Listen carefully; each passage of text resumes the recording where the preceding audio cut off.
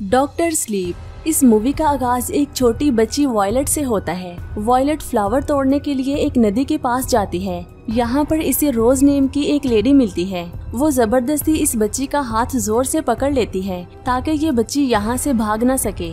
थोड़ी देर के बाद यहाँ पर कुछ और लोग भी आ जाते हैं और सब लोग वॉयलेट पर मिलकर अटैक कर देते हैं। आखिर ये लोग वॉयलेट पर अटैक क्यों करते हैं और ये लोग असल में कौन होते हैं, ये आपको मैं आगे जाकर डिटेल से बताऊंगी। अगले सीन में हम डैनियल को देखते हैं। डैनियल को अभी ओवरलुक होटल के घोस्ट स्टोमेटाइज कर रहे होते हैं। ओवरलुक होटल वो होटल होता है जहां डैनी अपने पेरेंट्स के साथ दी शाइनिंग मूवी में स्टे कर रहा था। अगर आप दी शाइनिंग मूवी देखना चाहते हैं तो नीचे कमेंट्स करके जरूर बताइएगा। इस होटल में डैनी के फादर एक मॉन्स्टर में तब्दील हो गए थे। अगली सुबह हम देखते हैं कि ओवरलुक होटल के शेफ हॉलीरेन, जिसकी शाइनिंग मूवी में डेथ हो गई थी, वो डैनी को बताता है कि ओवरलुक होटल के घोस्ट अभी भी डैनी के पीछे पड़े हुए हैं और वो डैनी को ये भी बताना चाहता है कि कैसे वो इन घोस्ट को एक बॉक्स में बंद कर सकता है। अब हॉलीडेन के बताए हुए तरीके से वो होटल के सारे घोस्ट को एक बॉक्स में बंद कर देता है। इसके बाद इस मूवी की स्टोरी 2011 में जाती है और हम देखते हैं कि किड डैनी अब बड़ा हो गया है और डैनी एक आवारा शराबी लड़का बन जाता है।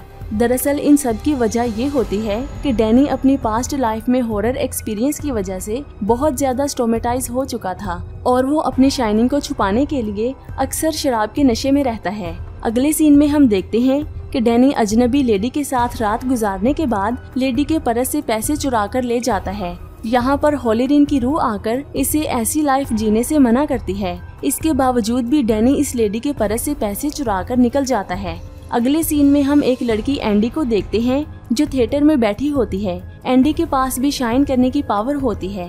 वो अपनी मेंटल पावर से लोगों को सुला देती है। इसके पास एक आदमी आता है। ये आदमी यंग लड़कियों को अब्यूज करता है। एंडी अपनी पावर से लोगों को सुला देती है। इस आदमी के सोने के बाद एंडी इसकी गाल पर चाकू से स्नेक के निशान बना देती है। इस तरीके से एंडी उन सब लोगों को पनिश करती है जो यंग लड़कियों को अब्यूज करते हैं। जब एंडी थिएटर में अपनी पावर का इस्तेमाल कर रही होती है तो रोज अपने क्रू मेंबर के साथ ये सब कुछ देख लेती है और जब एंडी यहाँ से जाने लगती है तो रोज एंडी को एक ऑफर देती है कि मेरे ग्रुप को ज्वाइन कर लो ताकि वो लंबे अरसे तक जिंदा और ताकतवर रह सके। एंडी रोज की ऑफर को एक्सेप्ट करके उसके ग्रुप ट्रू नोट को ज्वाइन कर लेती है।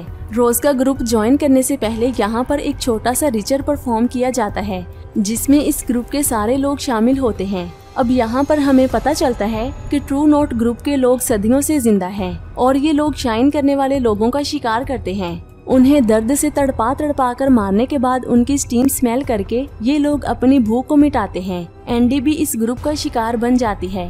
अगले सीन में डैनी को दिखाया जाता है। डैनी दर बदर भटकता हुआ नीम हाइंस फेयर पहुंच जाता है।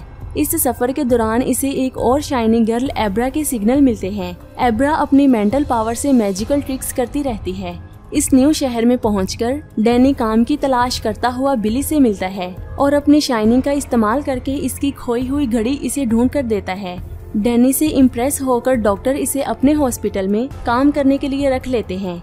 इस हॉस्पिटल में एक व्हाइट कलर की कैट भी होती है। ये कैट हर उस पेशेंट के पास जाकर बैठती है जो मरने वाला होता है। तो दूसरी तरफ डैनी मरते हुए पेशेंट्स को उनके पास्ट की अच्छी मेमोरी सुनाकर इन्हें रिलैक्स करता है और वो लोग सो जाते हैं। इसीलिए ये लोग डैनी को डॉक्टर स्लीप का नेम देते हैं। दूसरी तरफ हम देखते हैं कि ट्रू ग्रुप के शिकारी मेंबर अच्छा शिकार ना मिलने की वजह से बहुत ही परेशान होते हैं। इस ग्रुप का एक मेंबर शिकार ना मिलने की वजह ये बताता है कि आजकल लोग फास्ट फूड और नेटफ्लिक्स जैसी मटेरियलिस्टिक चीजों में मसरूफ हो गए हैं, जिसकी वजह से लोगों की शाइनिंग पावर भी कम हो जाती है। अगले सीन में ये लोग एक प्लेयर बॉय को अपना शिकार बनाते हैं और इसे तड़पा कर मार देते हैं। शिकार को तड़पा कर मारने की वजह ये होती है कि वो जितना दर्द से तड़पेगा उतनी ही स्ट्रॉन्ग स्टीम विक्टिम रिलीज करेगा। स्टीम की वजह से ये लोग लंबे अरसे तक जिंदा रहते हैं। जब ये लोग इस बच्चे को मार रहे होते हैं तो एब्रा अपनी मेंटल पावर से ये सब कुछ देख लेती है और इन्हें रोकने की कोशिश भी करती है। यहाँ पर रोज को पता चल जाता है कि कोई जबरदस्त शाइन करने वाली लड़की उन्हें हजारों मील दूर से रोकने की कोशिश कर रही है, लेकिन फिर भी ये लोग उस बच्चे को मार देते हैं और इसे जमीन में दफना देते हैं। इसके बाद ये लोग एब्रा के पीछे पड़ जाते हैं। इसी दौरान एब्रा अपनी मेंटल पावर से डैनी के साथ कांटेक्ट करती है और इन दोनों में बहुत अच्छी दोस्ती हो जाती है। इसके बाद एब्रा डैनी को टेलीपैथी के जरिए कांटेक्ट करके बताती है कि कुछ मॉन्स्टर लोगों ने बॉल प्लेयर बच्चे को मारकर उसकी डेड बॉडी को जमीन में छुपा दिया है। एब्रा अपनी मेंटल पावर से डैनी और बिली को गाइड करती है और इन्हें उस बॉडी तक ले जाती है। उस बच्चे की बॉडी रिकवर करने के बाद डैनी एब्रा के घर जाकर उसके फादर को बताता है कि ट्रू नॉट ग्रुप के लोग एब्रा के पीछे पड़ गए हैं, जिसकी वजह से एब्रा को कहीं दूर लेकर जाना होगा। इसी दौरान रोज अपनी टेलीपैथी पावर से ये पता लगाने की कोशिश करती है कि हमारी न्यू शिकार एब्रा कहाँ पर है। रोज एब्रा को ढूंढ लेती है, लेकिन एब्रा की शाइनिंग पावर बहुत ज्यादा स्ट्रॉन्ग होती है और वो अपनी पावर के जरिए रोज को ट्रैप में फंसाकर इसे जख्मी कर देती है। इस अटैक के बाद रोज गुस्से से बाहर आती है और वो बहुत ही बुरे तरीके से एब्रा के पीछे पड़ जाती है। दूसरी तरफ एब्रा अपनी पावर से ट्रू नॉट ग्रुप को ट्रैप करती है। बिली और डैनी इन सबको मार देते हैं। वैसे तो इस ग्रुप के लोग सुपरनेचुरल पावर रखते हैं, लेकिन बॉम्ब की वजह से मरने वाले लोग आम इंसानों की तरह ही मरते हैं। ट्रू नॉट ग्रुप के जस्ट 2 ही मेंबर जिंदा बचे हैं, जिनमें रोज और क्रू शामिल है। क्रू एब्रा को उस घर से किडनैप करके इसे ड्रग देता है और अपनी गाड़ी में सुला देता है। अगले सीन में डैनी टेलीपैथी के जरिए एब्रा से कांटेक्ट करता है और वो क्रू की गाड़ी का एक्सीडेंट करवा देता है। एक्सीडेंट की वजह से क्रू बहुत ही बुरी तरह जख्मी होकर मर जाता है। लास्ट में सिर्फ रोज ही बचती है। वो एब्रा को फॉलो करना शुरू कर देती है, लेकिन डैनी इसे ओवरलुक होटल में ले आता है, जहां इसने पुराने गोस्ट को एक बॉक्स में बंद किया होता है। थोड़ी देर के बाद रोज भी इसी होटल में पहुंच जाती है। अब डैनी रोज को भी बॉक्स में बंद करने की कोशिश करता है, लेकिन वो नाकाम हो जाता है और इन दोनों के दरमियान बहुत ही ज्यादा फाइट होती है। डैनी सब गोस्ट को बॉक्स से बाहर निकाल देता है। ये सब गोस्ट मिलकर रोज को मार देते हैं। इसके बाद ये सब गोस्ट डैनी को पोजेस कर लेते हैं और अब डैनी एब्रा को मारने के लिए उसके पीछे पड़ जाता है।